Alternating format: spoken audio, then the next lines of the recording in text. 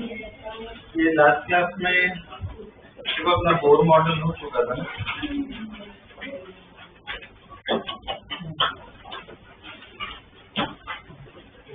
हमने प्रॉब्लम्स भी किए थे ना उसके तो बोर मॉडल में वो एनर्जी, बाद में वो रेडियस, स्पीड, ठीक है ना, वो सब इक्वेशन देख लीजिए। ठीक है, तो आज अपना छोटा सा ही पार्ट बचा है, ये चैप्टर हो जाएगा। ठीक है, ओके। तो कुछ छोटे डेफिनेशन है, डेफिनेशन पे नहीं जाएंगे, छोटे मतलब मान सकते हो सब टॉपिक जो मुझे पढ़ा है, ठीक है, वो देख लेते हैं। एक बेसिक आइडिया दे देता हूँ। सपोज ये अपना न्यूक्लियस है, ये इधर इलेक्ट्रॉन्स है, ठीक है। अब इलेक्ट्रॉन को मुझे यहाँ से सपोज यहाँ पहुंचाना है, इलेक्ट्रॉन को इधर पहुंचाना है, तो क्या एनर्जी देनी पड़ेगी? एनर्जी कैसे देते हैं हम? फोटोन पास कर। अब ऐसा नहीं कि मैं कोई भी फोटोन, कोई भी वेवलेंथ दे दूं और वो इलेक्ट्रॉन चला जाएगा, ऐसा नहीं होता है। स्पेसिफिक वैल्यूज ही होती है, पर्टिकुलर वैल्यूज पे ही इलेक्ट्रॉन कैसे जंप कर सकता है। कलेक्शन होता है वो वेवलेंथ, कैसे अपनी मन मर्जी से जो वैल्यू डालती है वो नहीं चलता है। तो कलेक्शन को क्या कहते हैं हम? स्पेक्ट्रम कहते हैं। ये उस कलेक्शन को क्या कहते हैं? हम स्पेक्ट्रम कहते हैं। दो टाइप के स्पेक्ट्रम आते हैं। इधर फोटॉन क्या हो रहा है? एब्सॉर्ब हो रहे हैं, तो अलग अलग वेवलेंथ पे एब्सॉर्ब होते हैं, उसे कहते हैं एब्सॉर्प्शन स्पेक्ट्रम। वो वेवलेंथ ऐसे एब्सॉर्ब होती है, उसे क्या कहते हैं? Absorption spectrum. अब suppose electron already higher state पे और वो लोअर स्टेट पे आ रहा है, तो इस केस में फोटोन एब्सॉर्ब नहीं होगा, इस केस में फोटोन क्या होगा? एमिट होगा, तो इसकी भी कुछ वेवलेंथ होगी। तो इनका जो कलेक्शन है उसको भी स्पेक्ट्रम ही बोलते हैं, पर इसको क्या कहेंगे? Emission spectrum. ठीक है, क्या कहेंगे? Emission spectrum. वो केमिस्ट्री में पढ़ा है, लाइमन बाल्मर, वो क्या होता है? एमिशन स्पेक्ट्रम पढ़ेंगे, मैं भी बताऊंगा। ठीक है, तो ये स्पेक्ट्रम हमें स्टडी करना है। ठीक है, इसको टॉपिक की तरह मत लिखना, इस पॉइंट से लिखना है। ऐसा मान लो, लिखो एब्जॉर्प्शन स्पेक्ट्रम, एब्जॉर्प्शन स्पेक्ट्रम लिखो। उसमें statement,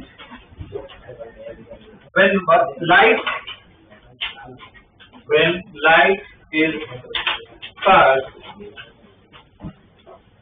through the atomic gas, when light is passed through atomic gas, comma, light is passed through atomic gas, comma, only those wavelengths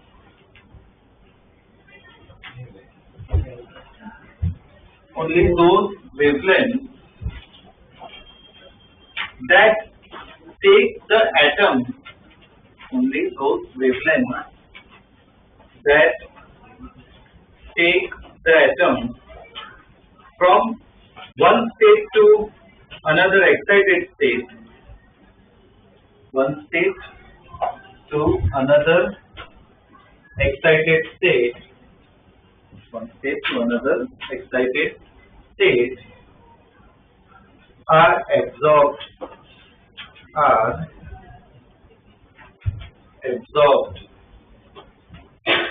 ठीक है। जो एक स्टेट से दूसरे स्टेट लेके जा सकता है वही एब्जॉर्ब होता है, आगे तक पास हो जाता है। ठीक है, फुल स्टॉप। नेक्स्ट टाइम में लिखो, as a result, if the emitted light, as a result, if the emitted light is analyzed with a spectrometer, if the emitted light is analyzed with a spectrometer, comma, a dark line is observed, a dark line is observed dark line is observed for the wavelengths that are absorbed, for the wavelengths that are absorbed for the wavelengths that are absorbed. ठीक है, full stop. This is called absorption spectrum. This is called absorption spectrum. ठीक है, ये spectrometer वो सब क्या वो समझा. ये केस देखते हैं. ठीक है, ध्यान देना. ये केस मान लो ऐसे व्हाइट लाइट आ रही है, मतलब अपना व्यू व्हाइट लाइट आ रही है. ठीक है, अब व्हाइट लाइट में कितने बहुत सारे वेवलेंथ होते हैं. तो ऐसा नहीं है ये सारे वेवलेंथ. अच्छा ये पहले पूछ जाओ, चलो ये व्हाइट लाइट आ रही है, इधर मान लो स्क्रीन है, तो स्क्रीन में पूरा स्पेक्ट्रम दिखेगा विवग्यो. स्क्रीन में पूरा दिखेगा, बोल रहे ऐसा बता दो. अगर व्हाइट लाइट आ रही है तो यहाँ पे स्क्रीन है, डायरेक्टली व्हाइट लाइट इधर जा रही है, तो क्या पूरा पैटर्न दिखेगा विवग्यो. ठीक है, अब यहाँ पे बीच में गैस आ गई, कोई भी एटॉमिक गैस. ठीक है, हाइड्रोजन गैस है. अब क्या होगा कि उसके इलेक्ट्रॉन ये अलग अलग वेवलेंथ आ रही है, जो अभी डिस्कस किया हमने. ऐसा नहीं कि कोई भी वेवलेंथ के इलेक्ट्रॉन ले लेगा, पर्टिकुलर वैल्यूज ही लेगा. इलेक्ट्रॉन से जंप हो सकता है. मान लो इधर λ1 कुछ एब्सॉर्ब हो गया, अब हो सकता है इधर से इधर भी जंप हो जाए, तो λ2 एब्सॉर्ब किया, मतलब ऐसे अलग अलग वैल्यूज ही एब्सॉर्ब होगी. तो वो लाइट पास हो पाएगी क्या? वो तो एब्सॉर्ब हो गई, तो पास हो नहीं पाएगी. तो इधर जो एब्सॉर्ब हो गई उधर क्या दिखेगा? डार्क लाइन, क्योंकि वो आई नहीं है. तो ये क्या बोल सकते हो, ये पर्टिकुलर लाइन से क्या है? एब्सॉर्ब हो. तो ये जो कलेक्शन है ये लाइन का, इसको क्या कहते हैं? स्पेक्ट्रम. क्या कहते हैं? Absorption spectrum. अब पता कैसे चलता है कौन सी एब्सॉर्ब हुई, कौन सी पास हुई? हम देख तो नहीं सकते ऐसे, तो उसके लिए एक इंस्ट्रूमेंट स्टडी करते हैं. उस इंस्ट्रूमेंट को क्या कहते हैं? स्पेक्ट्रोमीटर. ठीक है, स्पेक्ट्रोमीटर बहुत काम का इंस्ट्रूमेंट है. वो है ना, लाइट को एनालाइज करता है, स्टडी करता है कौन सी वेवलेंथ एब्सॉर्ब हुई है, कौन सी वेवलेंथ एमिट हुई है. इसमें काम आता है. सपोज ये केमिस्ट्री में शायद वो प्रैक्टिकल जैसा कुछ किया हो, सॉल्ट एनालिसिस होता है.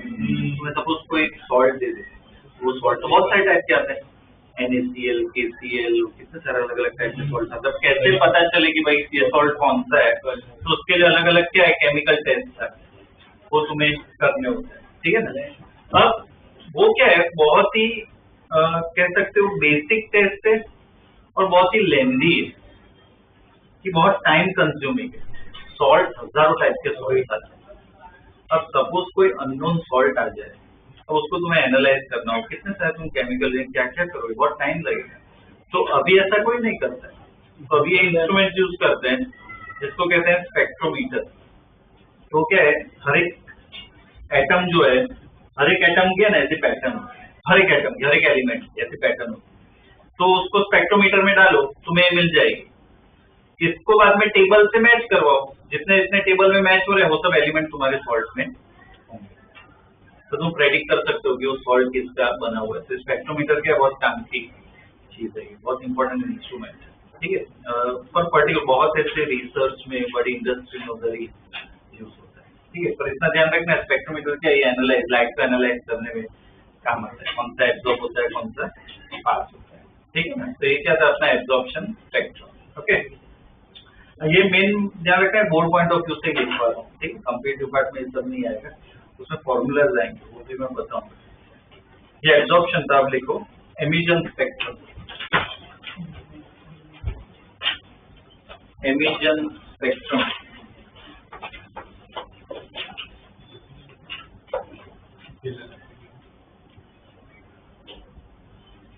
Emission spectrum.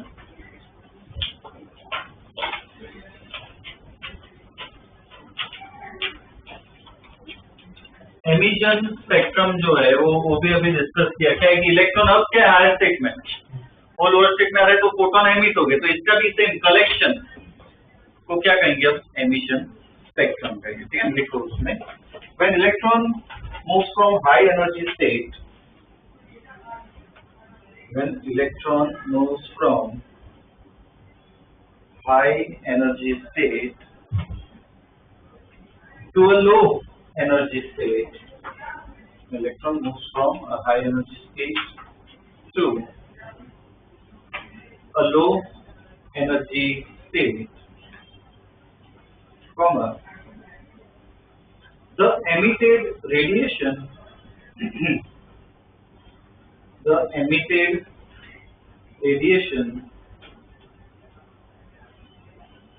has a spectrum. Emitted radiation has a spectrum which contains specific wavelengths, which contains specific wavelengths,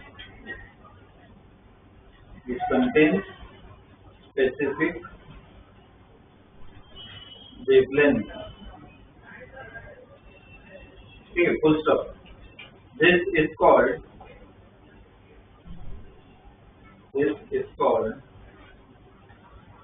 emission spectrum. This is called emission spectrum.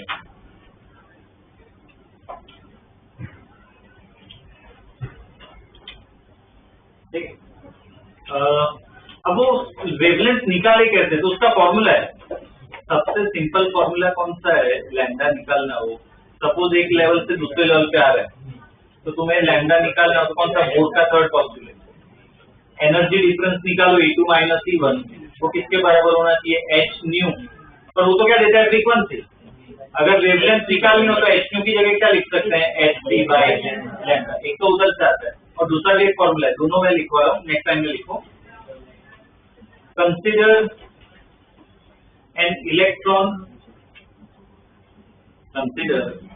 an electron in state N2, consider an electron in state N2,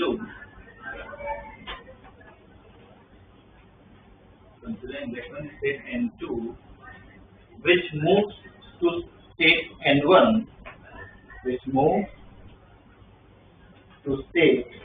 N1, emitting a photon of wavelength lambda,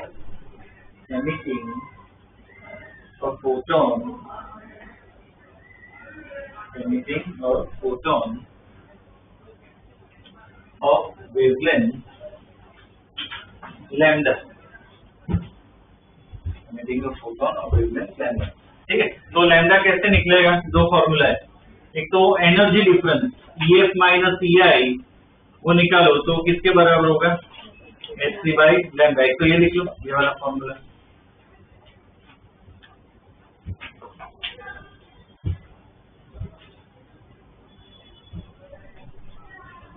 ठीक है। और दूसरा भी एक formula है, suppose ऐसा दिया हो कि एनर्जी भी हो तो ये यूज करो। अगर सपोज ऐसा दिया हो कि सपोज कुछ n इक्वल टू 5 है, उधर से n इक्वल टू 2 पे आ रहा है, तो वेवलेंथ निकालनी, तो उसका भी एक डायरेक्ट फॉर्मूला है। अगर n की वैल्यू दी हो तो उसका भी एक फॉर्मूला है, और आई थिंक शायद केमिस्ट्री में पढ़ा दी होगी,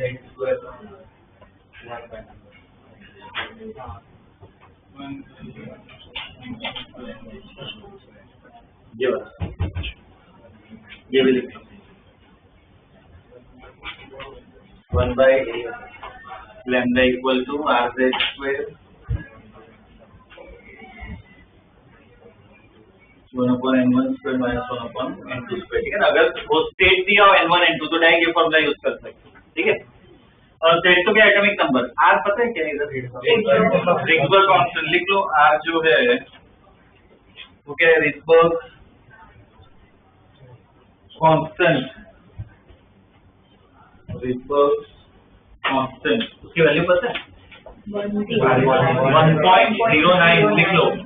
R equal to 1.09 into 10⁻⁷ metre inverse, 1.09 into 10⁻⁷ metre inverse, ये आपकी वैल्यू होगी, ओके।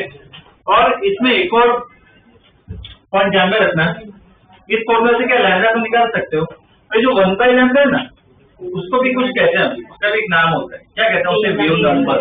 मतलब दिखाता है कितने वेवलेंथ आ रही है, ठीक है। तो इधर इसके नीचे लिख लो, here 1 by lambda is called wave number.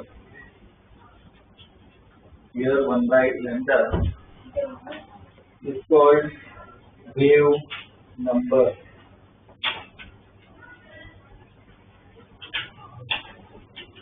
1 by lambda is called wave number, ठीक है, wave number.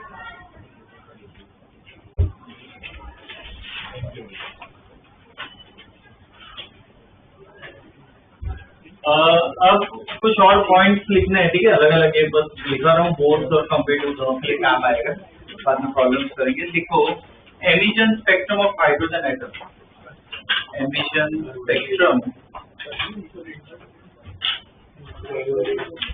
Emission spectrum of hydrogen atom. Emission spectrum of hydrogen atom. ये एनर्जी स्टेट में ड्रॉ कर रहा हूँ। तो ये N1 है, ये N2 ले लेते हैं, N3 के लिए गैप थोड़ा कम कर रहा हूँ, N4 यहाँ होगा, ठीक है। ऐसे इनफाइनाइट तक जा रहे हैं, ठीक है। और हाइड्रोजन है तो Z = 1। अब सपोज ऐसा ट्रांजिशन हो रहा है, सपोज इलेक्ट्रॉन यहाँ पे 2 पे, तो ये ट्रांजिशन होगा 2 से 1, तो फोटोन क्या एमिट होगा? हो सकता है 3 पे हो और आ इधर ही रहा है 1 पे, 4 पे हो, 1 पे ऐसे हर जगह से बेसिकली कहाँ पे 1 पे आ रहा है, ग्राउंड स्टेट पे आ रहा है। हर एक केस में क्या वेवलेंथ एमिट होगी। तो ये सबका कलेक्शन, ये सबका जो कलेक्शन होगी एक स्पेक्ट्रम हो, इसको कहते हैं लाइमन सीरीज। ये पढ़ा होगा ना पहले, ग्राउंड स्टेट पे इलेक्ट्रॉन मतलब जो वेवलेंथ मिलती है उसे क्या कहते हैं? Lyman series. अब उसका भी नाम होता है, जैसे 2 से 1 आ रहा है सबसे क्लोजेस्ट, तो इसको अल्फा लाइन कहते हैं। 3 से 1 आ रहा है, बीटा गामा, ठीक है ना, ऐसे चलता रहता है, ओके। अब सपोज इलेक्ट्रॉन 3 पे है और वो 2 पे आ रहा है, 4 पे है और 2 पे आ रहा है, कहीं पे भी हो 2 पे आ रहा है, तो इसमें भी कलेक्शन मिलेगा, क्या कहेंगे उसे? बाल्मर कहते हैं, ठीक है। और सेम अगर 4 पे 3 पे आए तो पार्शियल, ठीक है ना, ऐसे और आगे भी आते हैं, वो सब आते हैं, ठीक है ना, अलग अलग। पर ये अपने फिजिक्स में इतना नहीं होगा, ये दो ही मेन काम आते हैं। बाल्मर की अल्फा बोले मतलब 3 से 2, ये उसकी अल्फा लाइन होगी, ठीक है ना, ये ड्रॉ कर लीजिए।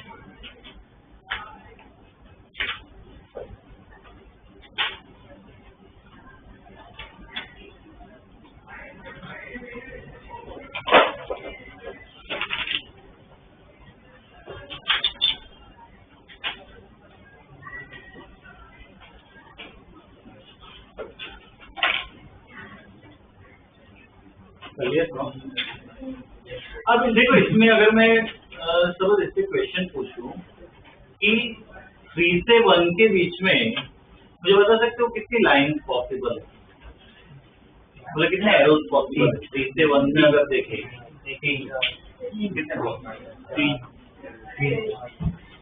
से 1 के बीच में कितने पॉसिबल है, मतलब ट्रांजिशन देखो एक ये पॉसिबल है, ये भी एक पॉसिबल है, ये भी एक पॉसिबल है, कितना है 3 पॉसिबल है। अब मैं रैंडमली पूछ लूं 6 से 2 के बीच में बताओ, 7 से 3 के बीच में बताओ, तो एक मैथमेटिकल क्वेश्चन हो गया। तो उसके लिए फॉर्मूला मैं बता देता हूँ, ठीक है, लिख लो नेक्स्ट टाइम में। When electron moves from N2 to N1 state, when electron moves from N2 to N1 state from the number of lines in emission spectrum, the number of lines in emission spectrum, number of lines in emission spectrum is given by number of lines in emission spectrum is given by लिखो एक formula,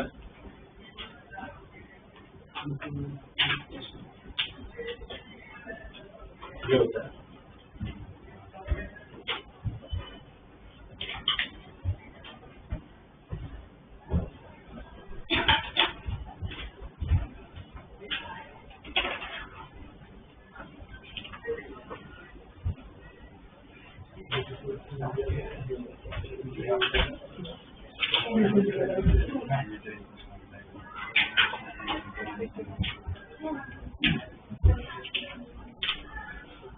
देख लिया,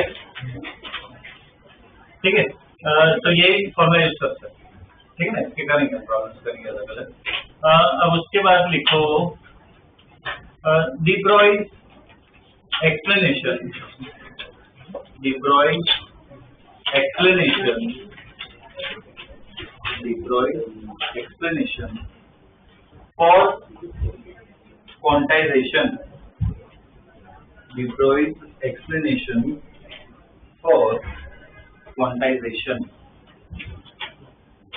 de Broglie's explanation for quantization। Okay, ये Bohr का second postulate याद है क्या था? एमबीआर, एंगुलर मोमेंटम जो एमबीआर वो किसके बराबर होता है? n/2π, मतलब n क्या है 1 2 3 के बराबर होता है, आधा 0.3 पॉइंट ऐसा कुछ नहीं चलेगा, ठीक है, इंटीजर में ही आना चाहिए।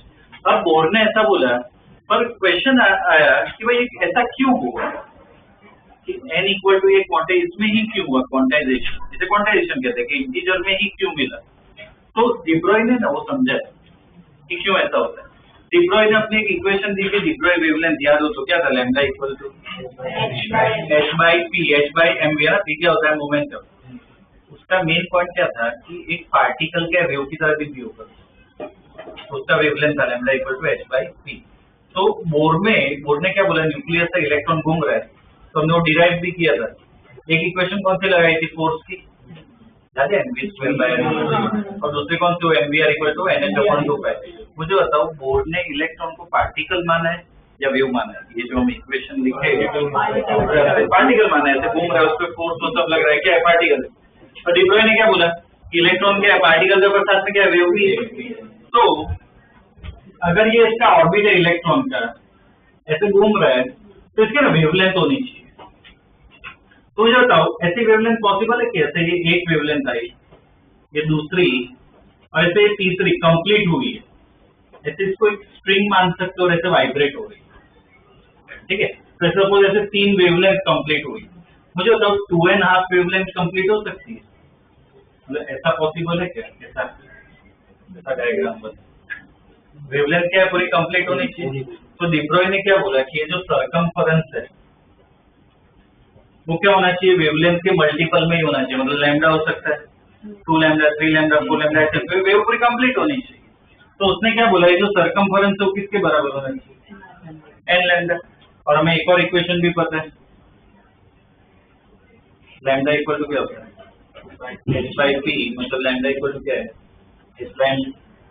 अब क्या कर रहे हैं यहाँ पे, इसको सब्स्टिट्यूट कर देते हैं, लैम्डा की जगह क्या लिख सकते हैं, 2 pi r by n equal to क्या लिख सकते हैं, ये लिख सकते हैं, ठीक है।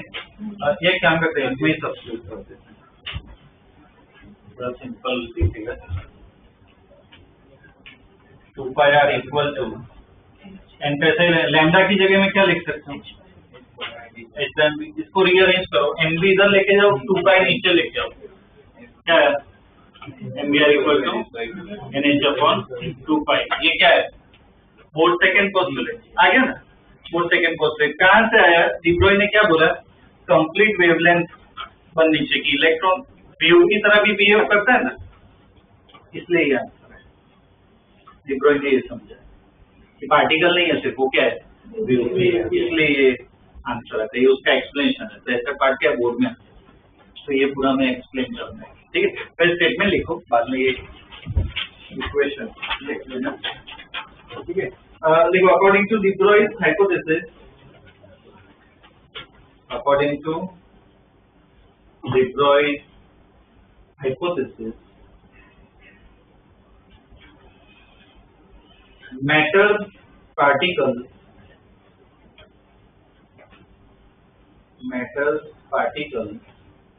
like electrons, matter particles like electrons also have wave nature, also have wave nature,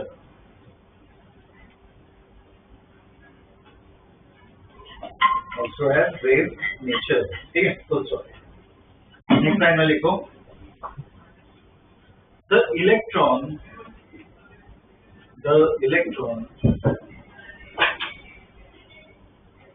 revolves only on those orbits, the electron revolves only in those orbits, electrons revolve only in those orbits whose circumference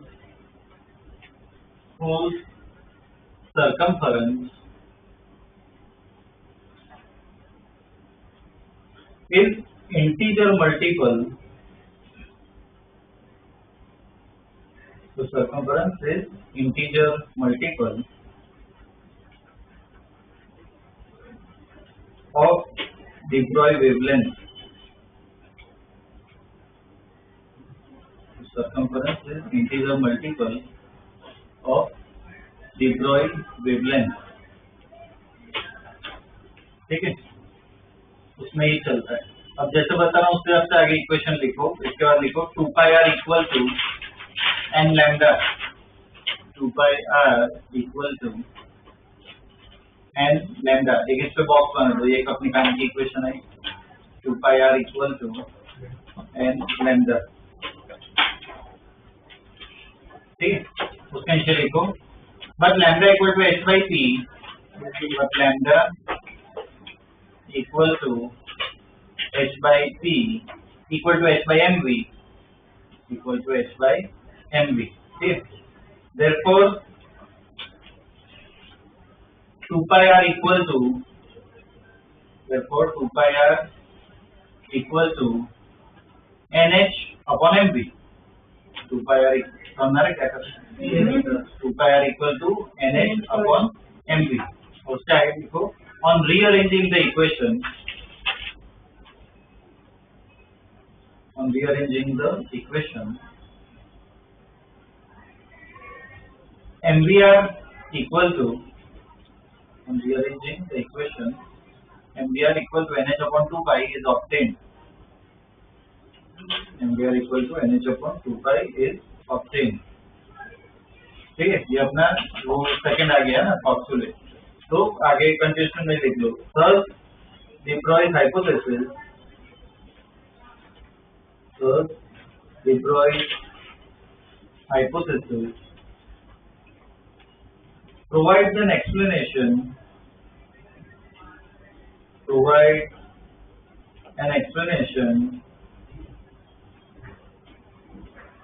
for Bohr's second postulate. For Bohr's second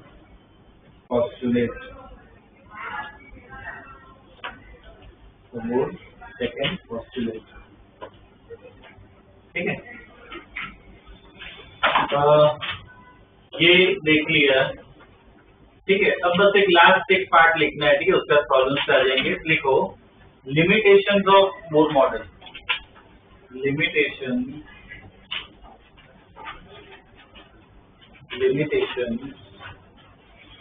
of Bohr model. Limitation of Bohr model. Okay, ये याद हो तो सबसे पहले हमने क्या पढ़ा? Thomson model पढ़ा। थॉम्सन मॉडल पढ़ा था, वो वाटरमेलन सीड्स वाला, पर हमें पता है वो क्या गलत था। उसके बाद हमने क्या तरीके था? रदरफोर्ड और बेकर था कि भाई न्यूक्लियस बीच में इलेक्ट्रॉन घूम रहा है, पर उसमें भी गलतियां थी।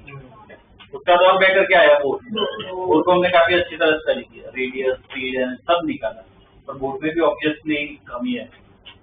एक तो पता होगा जो डिस्कस भी किया था, बोर सिर्फ क्या हाइड्रोजन एक इलेक्ट्रॉन के लिए काम करता है, 2 इलेक्ट्रॉन हो तो भी नहीं चलेगा, एक के लिए ही काम करता है। तो क्या लिमिटेशन हो गई ना कि मल्टीपल इलेक्ट्रॉन है तो काम नहीं करता है, तो वो लिमिटेशन हो गई। ठीक है, तो वो लिमिटेशन हमें लिखनी है, वो पता होनी चाहिए। ठीक है, तो 2 ही लिखनी है, बहुत सारी आती है पर 2 ही लिखो। ठीक है, वो बोर्ड के लिए इम्पोर्टेंट लिखना है, 2 मार्क का ही आएगा। पहला लिखो, this model is applicable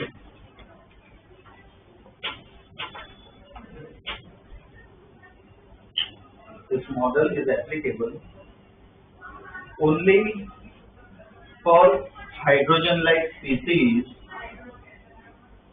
This model is applicable only for hydrogen like species because electron not only interacts with nucleus,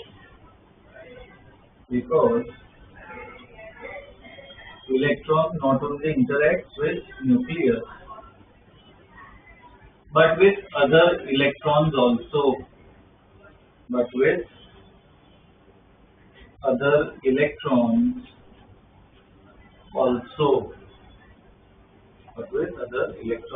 ठीक है, दूसरे साथ भी वो इंटरेक्ट करता है। ठीक है, ये पहला लिमिटेशन। दूसरा लिखो, कल लिख लो, बाद में समझाता हूँ। The model correctly predicts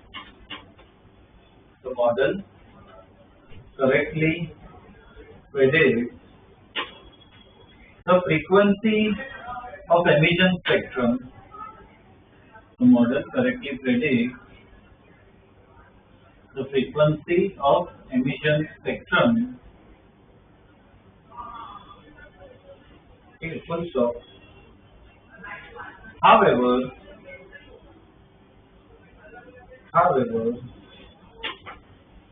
the model cannot explain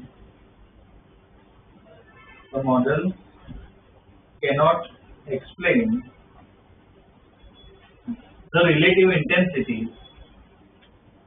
The model cannot explain the relative intensities of the frequencies.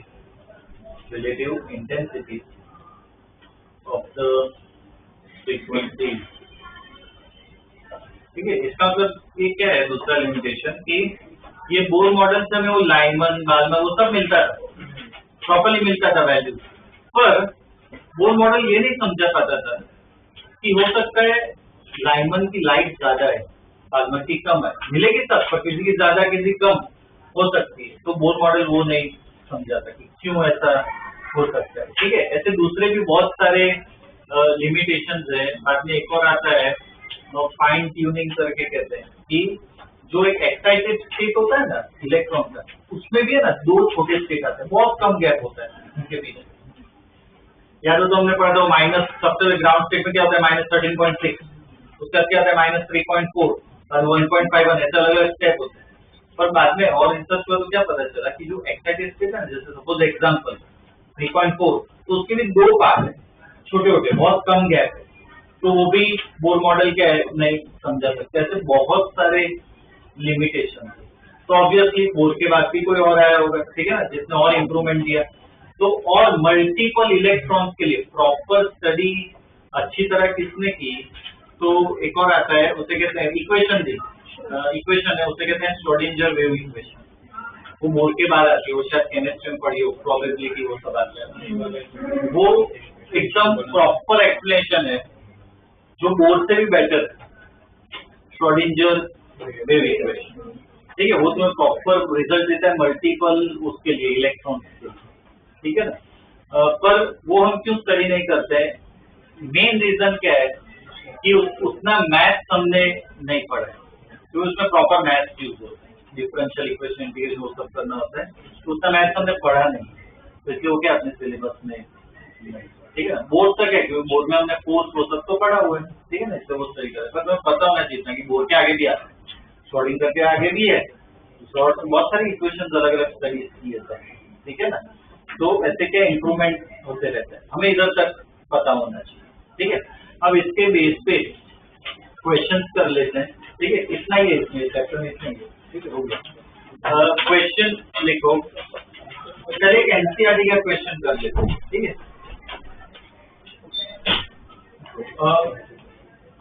A 12.09 electron volt, a 12.09 electron volt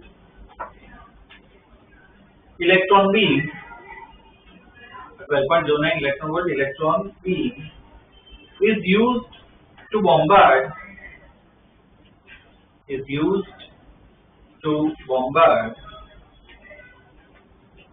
hydrogen at room temperature, is used to bombard hydrogen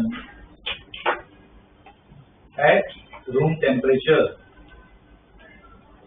okay, full stop. What series of wavelengths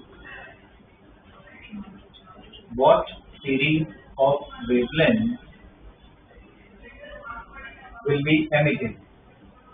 What series of wavelengths will be emitted? ठीक है, इसमें ये board का question है, इसमें ना एक data अलग से दिया हुआ है, वो भी लिखो। Use HC equal to 1242 HC Planck constant of speed of light है, HC equal to 1242 electron volt, 1242 electron volt, ठीक है। इतना ये दिया होगा, ओके। बोर्ड का क्वेश्चन में समझते हैं, क्या है कि हाइड्रोजन एटम है और एक बीम आ रही है 12.09 इलेक्ट्रॉन की, बीम आ रही है मतलब बेसिकली एनर्जी आ रही है। फिर 12.09 की एनर्जी आ रही है, वो एनर्जी किसको मिलेगी, इलेक्ट्रॉन को मिलेगी। हाइड्रोजन गैस में जो एक इलेक्ट्रॉन है एटम में, कुछ ना दिया हम क्या मान के चले, वो कौन से स्टेट में, ग्राउंड स्टेट में। तो हमें इनिशियल एनर्जी तो पता है इलेक्ट्रॉन की कितनी होगी, कौन सा डालोगे तो कितनी एनर्जी आएगी, 13.6। तो वो स्टेटमेंट लिखो, बोर्ड का प्रॉपर लिखना पड़ेगा। Initially the electron is in ground state. Initially the electron is in ground state. So its energy, initially electron is in ground state. So its energy EI equal to, initial है तो EI equal to कितनी होगी, -13.6 EV, 13.6 EV, ठीक है। अब 12.09 के absorb कर रहे हैं, मतलब उतनी एनर्जी उसको मिल जाएगी इलेक्ट्रॉन को। तो अब कितनी होगी, कैसे निकालें, क्या होगा, 12.09 क्या कर दो, ऐड कर दो उसमें, उतनी एनर्जी मिल जाएगी ना, ठीक है। आगे लिखो, on absorbing 12.09 eV energy, on absorbing 12.09 eV energy, its final energy will be EF equal to क्या होगा, -13.6 प्लस 12.09, -13.6 प्लस 12.09 करो, देखो कितना आएगा, -1.151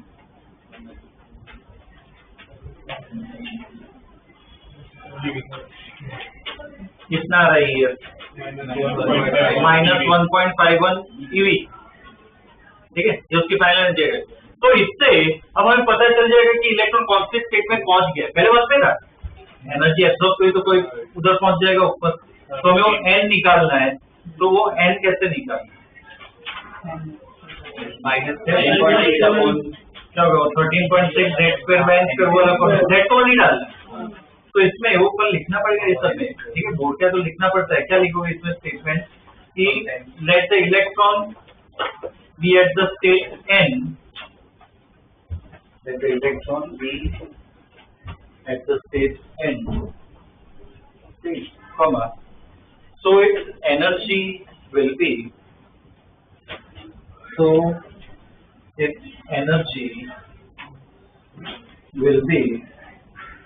कितनी होगी उसकी एनर्जी, कोई भी n स्टेट पे हो तो -13.6 Z तो 1 है, तो डिवाइड बाय क्या आएगा n स्क्वायर EV, अब इसकी जगह वो डाल दो -1.51, -1.51 equal to -13.6 by n square, इसको सॉल्व करके n निकाल,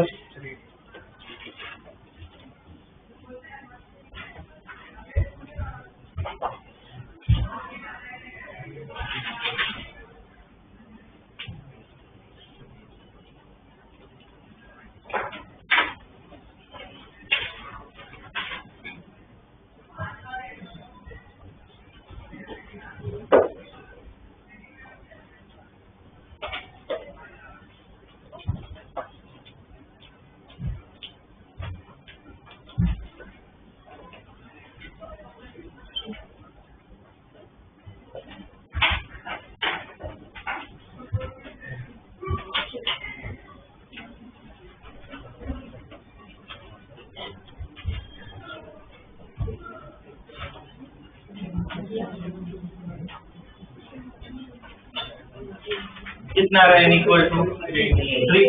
इसका मतलब ये अभी तक जो हमने लिखा ना उसको पूरा विजुअलाइज करके मुझे समझाओ क्या है, क्या इलेक्ट्रॉन पहले क्या था, ग्राउंड स्टेट में था, बीम आई कितनी एनर्जी की, एनर्जी क्या है, वो इलेक्ट्रॉन क्या एक्साइट हो गया, कहाँ पे पहुंचा n इक्वल टू 3। क्वेश्चन में क्या पूछा, वेवलेंथ जो एमिट होगी इलेक्ट्रॉन 3 पे पहुंचा n इक्वल टू 3 पे, अब वो इलेक्ट्रॉन इक्वल टू 3 पे रह नहीं पाता है, वो तुरंत ही नीचे आ जाता है क्योंकि उसको स्टेबल होना है, तो 3 से 1 आ रहा है, 3 से 1 आ रहा है electron, n equal to 1 2 3, electron इधर है, कौन सी पॉसिबिलिटीज है, देखिए इधर डायरेक्ट आ सकता है, एक ये भी आ सकता है,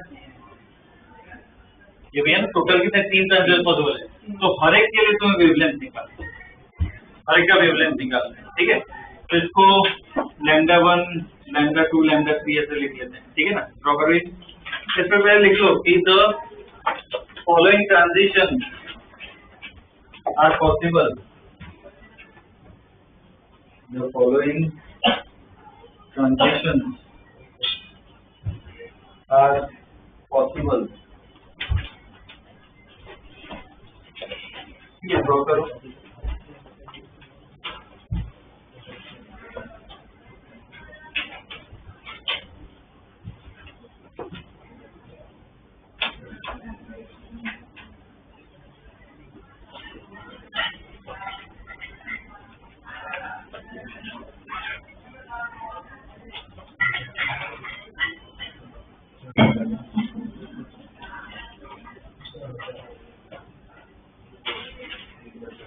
चलिए क्या ड्रॉ, तो एक साथ में निकालते हैं, बाकी दो तुम्हें पूरे अपने आप लिखने हैं, ठीक है। पहला लिखो, फॉर ट्रांजिशन फ्रॉम, पहला लिखो for transition from n equal to 3, क्या लिखा, for transition from n equal to 3 to n equal to 2, n equal to 3 to n equal to 2, उस केस में मुझे मतलब ये लैम्डा 1 अपने डायग्राम के हिसाब से लैम्डा 1 निकालना है, कैसे आएगा? आंसर पर प्रॉब्लम क्या है, बोर्ड में यूज नहीं कर, बोर्ड में यूज नहीं कर, तो क्या कर डिराइव, नहीं डिराइवेशन इसमें जरूरत नहीं, क्या डेल्टा ई इक्वल टू क्या एससी बाय लैम्डा, वो बोथ पॉसिबिलिटी यूज करना है, ठीक है। तो पहले एनर्जी लिखना पड़ेगा उसके, ठीक है। तो उसके लिए लिखो फॉर ट्रांजिशन, ये है ना, देखो initial energy, initial energy, initial energy at n equal to 3, initial energy at n equal to 3, कैसे निकालोगे एनर्जी?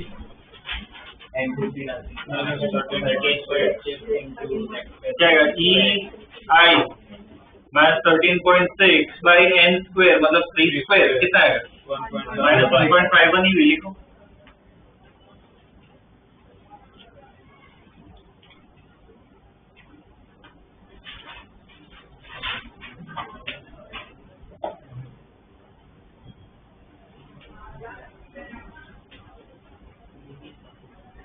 लेकिन अब ऐसे ही इसमें क्या है, फाइनल एनर्जी लिखना है, final energy at n equal to 2,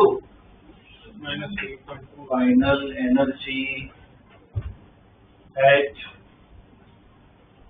n equal to 2, तो EF इक्वल टू क्या आएगा? माइनस 13.6 बाई क्या आएगा? 2 स्क्वायर, कितना हो जाएगा? माइनस 3.4 EV, ये कितना आएगा? Minus 3.4 EV। अब उसके बाद क्या करना है? डेल्टा E निकालना है, ठीक है। तो उसके ऊपर स्टेटमेंट डालना पड़ेगा कि लिखो applying Bohr's third postulate, applying Bohr's third postulate, applying Bohr's third postulate, delta E equal to, delta E equal to HC by lambda, HC इधर नहीं लिखना, वेवलेंथ निकालना है, डेल्टा E इक्वल टू क्या होगा? HC by lambda, delta E इन दोनों का difference, maximum पे ध्यान देना, साइन पे नहीं, इन दोनों का डिफरेंस बोलो। 1.89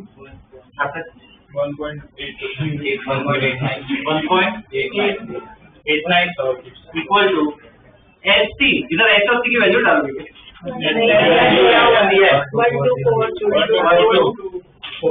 वो डालना, करो कैलकुलेट, ये लैम्डा 1 आ गया, लैम्डा 1,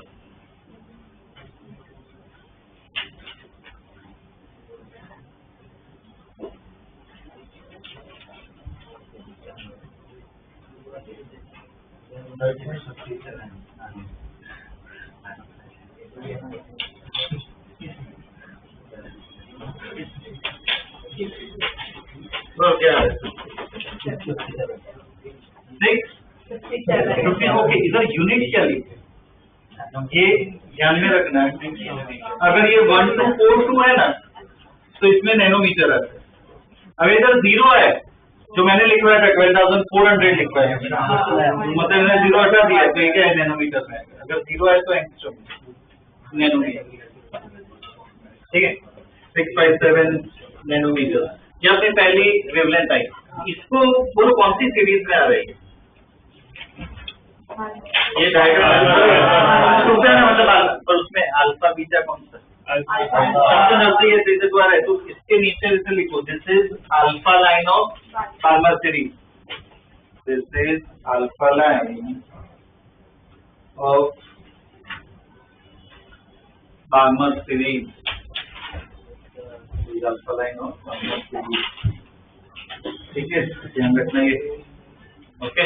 अब जैसे ही लैम्डा 1 के लिए पूरा लिखा ना, वैसे तो लैम्डा 2 लैम्डा 3 लिखा, लिखो करो सोल्व।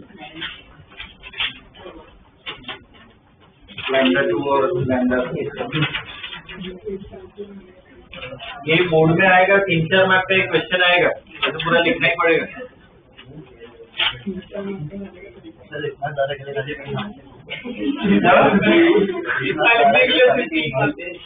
हाँ मतलब अब देखो यार, मार्क्स से तो लिखना पड़ेगा।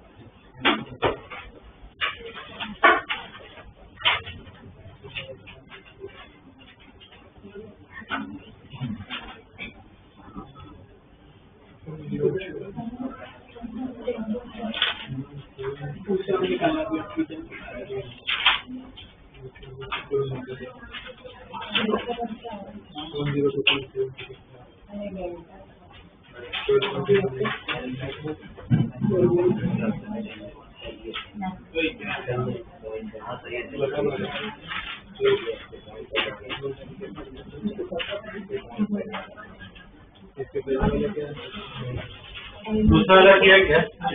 2-2 होता है। उसमें क्या आएगा? EI क्या आएगा बोलो?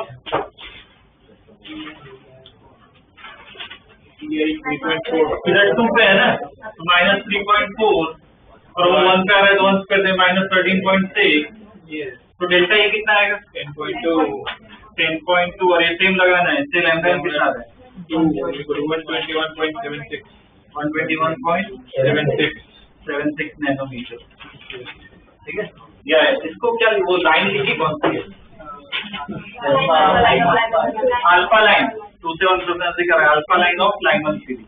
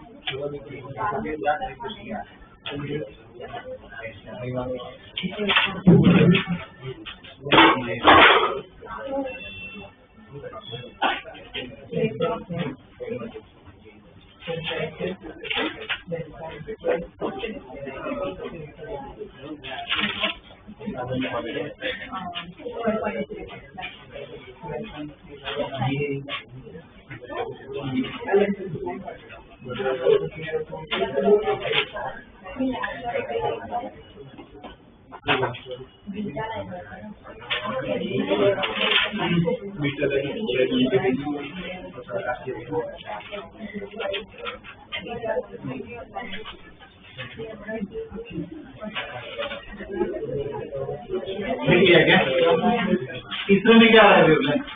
102.7 कम हो जाएगी 102.7, ठीक है। उसको क्या लिखोगे, कौन सी लाइन लिखेंगे? बीटा लाइन ऑफ लाइन, ठीक है। ऐसे ये लिखना पड़ेगा, ठीक है ना। तो ये एनसीईआरटी के ना हमने ऑलमोस्ट सारे प्रॉब्लम्स लिखी है, एक तो शायद क्वेश्चन हो तो अपना ट्राई कर सकते हो, ठीक है।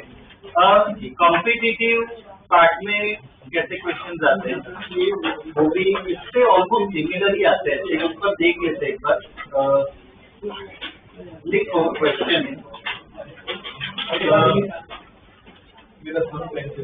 an electron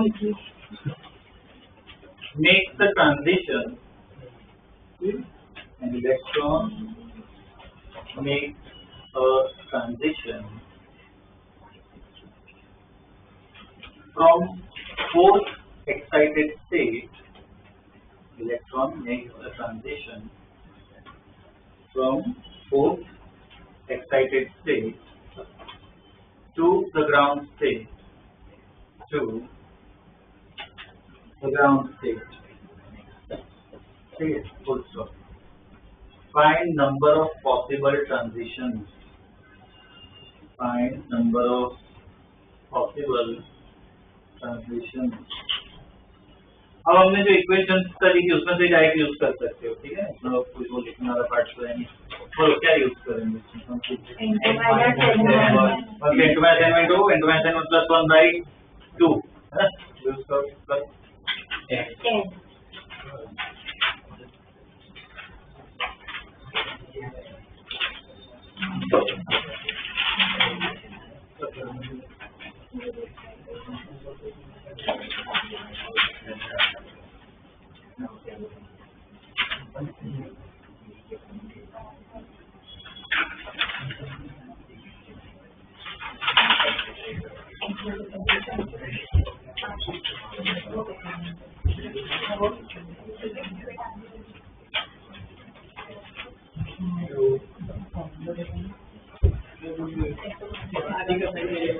हो गया क्या?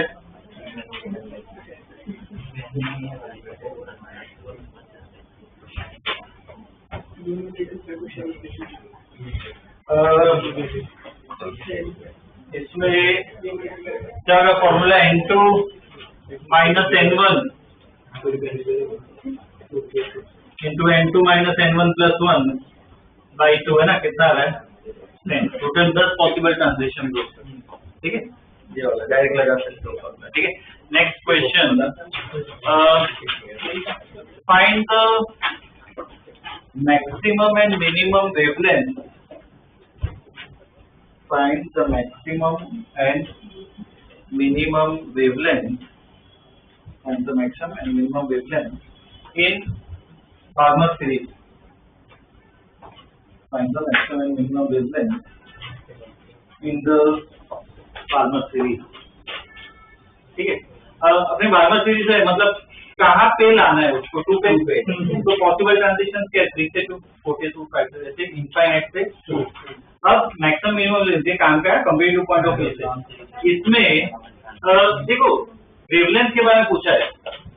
अगर मैं कहूँ वेवलेंथ मैक्सिमम चाहिए तो एनर्जी मिनिमम क्या maximum equal to H by lambda inverse लिए। तो इनर एनर्जी डिफरेंस क्या है, मिनिमम होना चाहिए, तो गैप कम होना चाहिए, तो कौन सा ट्रांजिशन होगा, 3 से 2। ध्यान रखना मिनिमम एनर्जी के लिए क्या होता है 3 से 2, मतलब वेवलेंथ क्या मिलेगी, मैक्सिमम। तो इसमें लिख लो क्या है, for lambda max n2 equal to 3 n1 equal to 2, कौन सा फॉर्मूला यूज करोगे, लैम्डा निकालना है। अब वो यूज कर सकते हैं ना 1/λ इक्वल टू r/2, तो यूज करो। r को r ही रखना, वैल्यू मत डालना, r को ऐसा ही रखना है।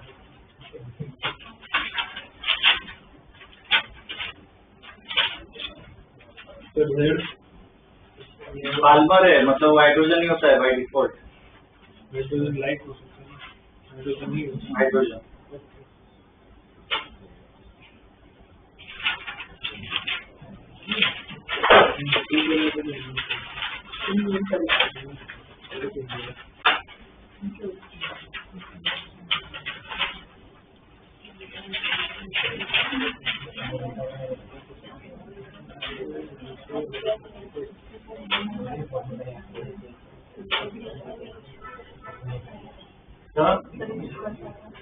आपको ऐसा ही रखना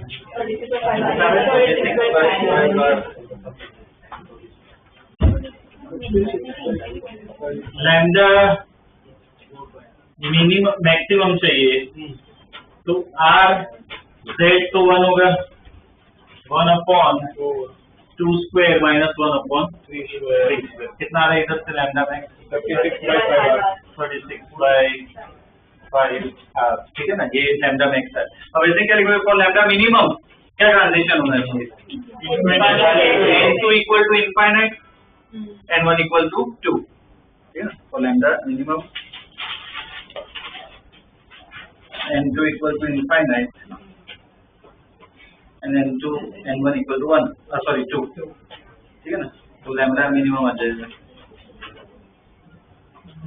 4/4 4/r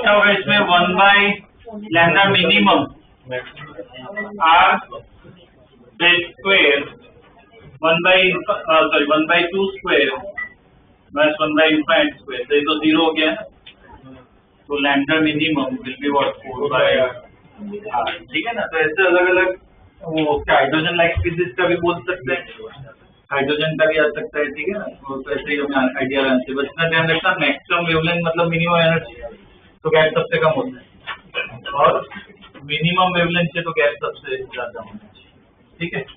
ये एक पार्ट देख लिया, नेक्स्ट क्वेश्चन लिखो, for energy state A, B and C, for energy state A, B and C, the energies are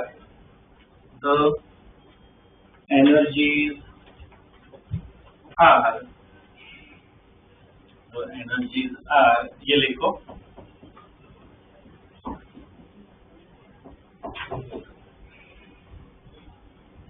A less than EB, less than EC.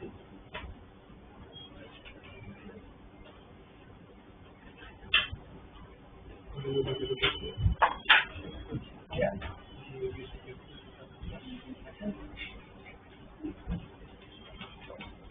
लिखे, ठीक है, फुल स्टॉप, ठीक है ना। आगे देखो, for transition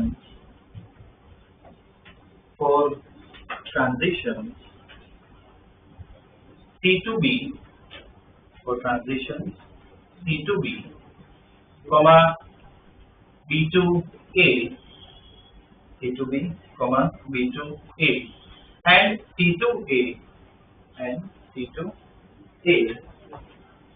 The corresponding wavelengths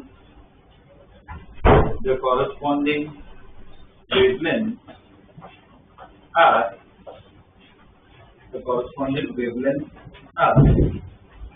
lambda 1, lambda 2 and lambda 3 respectively. Lambda 1, lambda 2 and lambda 3 respectively. Okay. Full stop. Which of the following relations is correct? Which of the following relations is correct? पहला option लिखो, lambda 3 equal to lambda 1 plus lambda 2. lambda 3 equal to lambda 1 plus lambda 2. ठीक है. दूसरा option लिखो, lambda 3 equal to lambda 1 into lambda 2 upon lambda 1 plus lambda 2. ठीक है. lambda 1 into lambda 2 upon lambda 1 plus lambda 2. ठीक है. तीसरा ऑप्शन लिखो, lambda 3 square equal to lambda 1 square plus lambda 2 square. lambda 1 square plus lambda 2 square. ठीक है. तीसरा option. और लास्ट ऑप्शन लिखो, lambda 1 plus lambda 2 plus lambda 3. lambda 1 plus lambda 2 plus lambda 3 equal to 0. ठीक है. अब ये खुद सोचो, इसमें खुद ट्राई करो.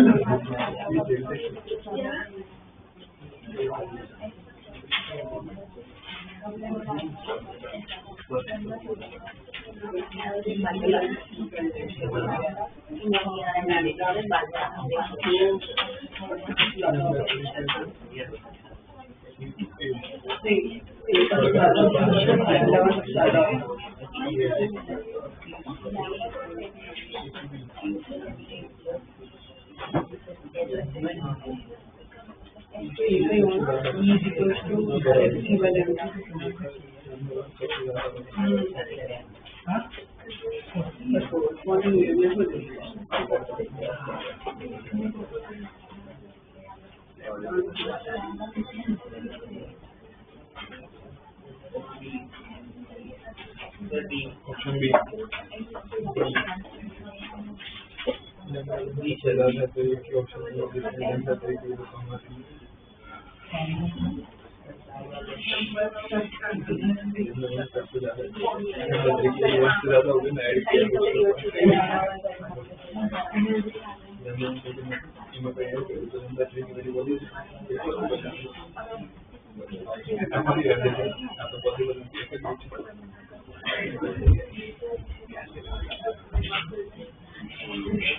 कॉम्पिटिटिव लेवल पे तो ऐसे क्वेश्चन आएगा मैंने, इसमें कौन सा एटम है, हाइड्रोजन है, हीलियम है, क्या है पता है?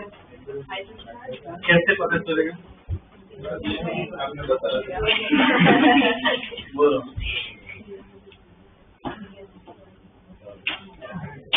एनर्जी लेवल ABC की सबसे ज्यादा है. इधर हाइड्रोजन, लाइमन दाल में ऐसा कुछ नहीं लिखा, तो कुछ भी नहीं पता है. स्टेट पता है, n equal to 1 2 3 ऐसा कुछ है? वो भी नहीं है. कोई भी लेवल हो सकता है. बस इतना ही हमें पता है कि C ज्यादा है, C कम है और ये सबसे कम है. ठीक है. और ट्रांजिशन है, तो जैसे C से B है, कितना दिया उसमें वेवलेंथ कितना? लैम्डा 1. बाद में B से A है, लैम्डा 2. और ये पूरा जो ट्रांजिशन है, तो रिलेशन निकालना है.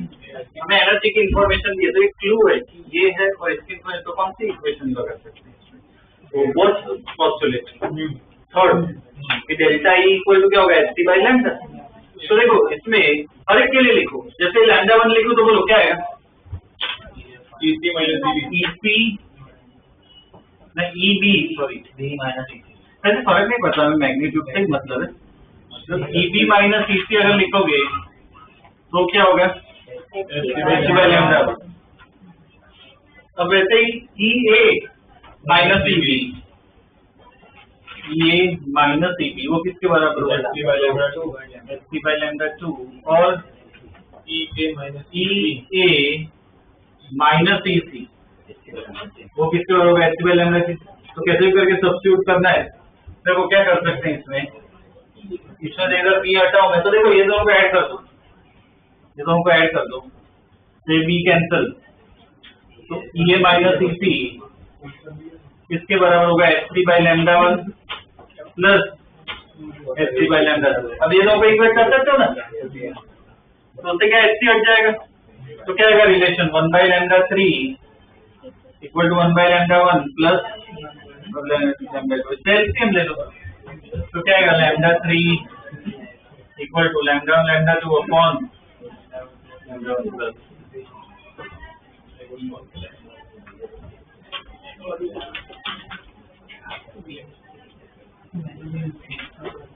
ठीक है, ये चैप्टर भी अपना हो चुका है एटम्स वाला। ठीक है ना, नेक्स्ट क्लास में न्यूक्लियस वो चैप्टर पढ़ेंगे। वो चैप्टर काफी छोटा है, हो जाएगा फटाफट। इसका मॉड्यूल मिला है क्या? तो इसमें प्रॉब्लम मिल जाएगा तो इसमें प्रैक्टिस स्टार्ट करना मिल जाएगा। एक बात ऑप्शन 4 पॉसिबल है। ऑप्शन 4 कौन सा है? lambda 1 plus lambda 2 plus lambda 3 is equal to 0। नहीं, वो तो एनर्जी मतलब 0 होगी ना, हो ही नहीं सकता।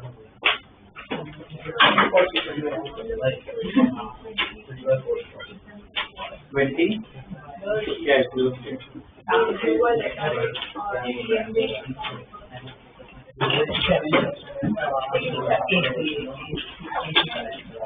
तो मैं नोट्स तो लिख रही थी तो उसमें से पढ़ो क्या मैंने लिखा है किसके लिए? इसमें से पढ़ो ना अपने नोट्स में से।